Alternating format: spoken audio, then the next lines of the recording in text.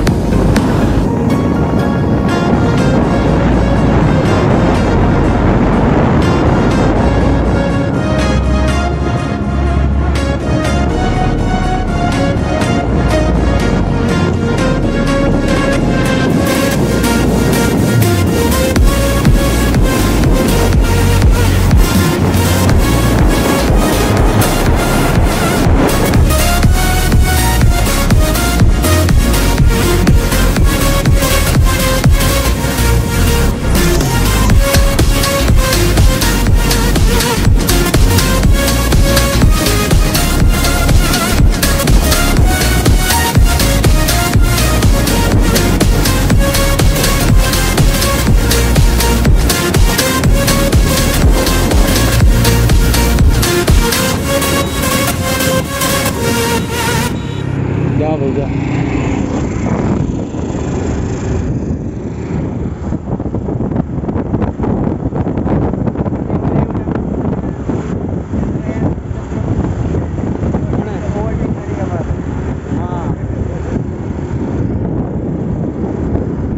આપણે કોઈ ઉતાવળ નથી, નવરા માણસ છે. ટાઈમ